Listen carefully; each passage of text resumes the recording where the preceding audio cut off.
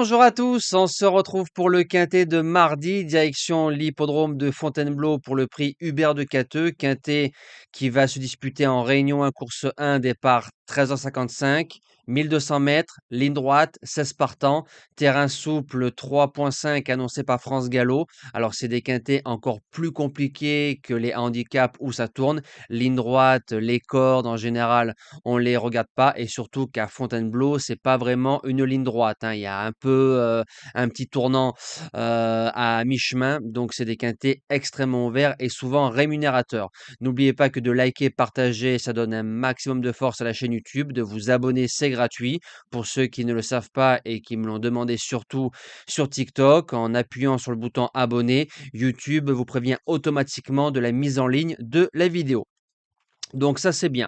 On va retrouver les résultats de la journée d'hier. Donc du côté d'Anguin, on enchaîne un troisième tiercé écarté quintet en 5 jours, hein. Si facile pour certains, mais a priori, il le donne pas. Le course par course, il y a eu du bon et du moins bon. Le cheval du jour qui s'impose, le jeu bonus troisième. Une journée plutôt bonne dans l'ensemble pour tout le monde.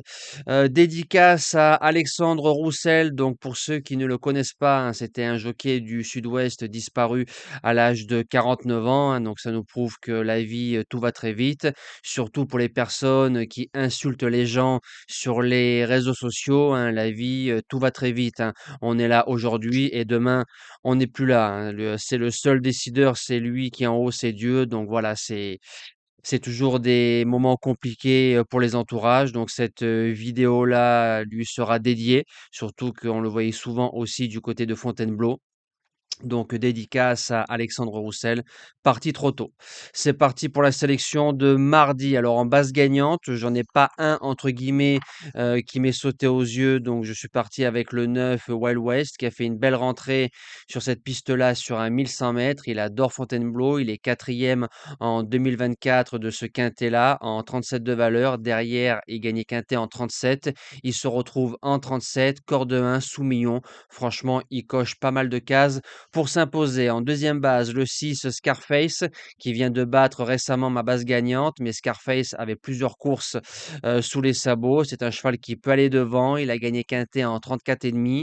Il est en 38. Il y a moins de marge, mais Scarface, c'est un cheval assez dur et je pense qu'il peut jouer une place dans les trois. Pour les chances, le 14 Brother of Lilies en 35,5 de valeur, faut le garder, a plutôt couru correctement du côté de Cannes-sur-Mer, je pense, pour peaufiner sa préparation pour la saison 2025. Placé de quintet en 37, poids qui redescend et troisième pour son unique essai sur le parcours. En quatrième position, le 16 King Robé qui a pris un mur pour sa rentrée, donc la fameuse course de Wild West et de Scarface. C'est un cheval assez sérieux dans l'ensemble. Il a gagné quintet, surtout ici avec la corde numéro 16. Donc c'est pour ça que je vous dis que la corde 16, vous la regardez pas. Mais pour les places, j'achète la candidature de King Robé. En cinquième position, le 2 Game Run. Alors je pense que c'est un cheval qui va remporter son quintet cette saison. Notez-le bien. C'est un cheval qui aime bien les courses en ligne droite et les sols assouplis. Et Game Run, on risque de le retrouver dans des gros handicaps classe 1 cette saison en région parisienne. En sixième position, le 7 Royal Wood va courir à une semaine, mais n'a pas pris dur récemment dans un quintet de référence. Très performant en ligne droite, peut aller devant. Et je me dis qu'on peut préserver une place dans ce quintet. En septième position, le 15 Impitoyable. Il a gagné ce quintet-là en 2023 en 37 avec la corde 15 et Théo Bachelot. Il a changé d'entraînement. Il redescend en 34,5. Et comme il est performant en ligne droite, si on retrouve un peu le vrai Impitoyable, il peut créer la surprise. Et je termine avec le 5 Agoria. Les Ferlands sont prêts d'entrée de jeu. On met Stéphane Pasquier. Depuis le mois de juillet, c'est 6 sur 6, 2 victoires, 3 podiums et une place. Et une victoire sur le parcours. Gagné, peut-être pas, mais pour créer la surprise à 15 contre 1 dans ce quintet, avec le roi des quintets, j'y crois. Nous, on se dit à demain pour le retour des quintets du côté du trot. On ira direction l'hippodrome d'Argentan, corde à droite, grande piste. Et ça fera du bien après 4 jours de galop et d'obstacles. Passez une belle semaine. Merci à tous et à demain.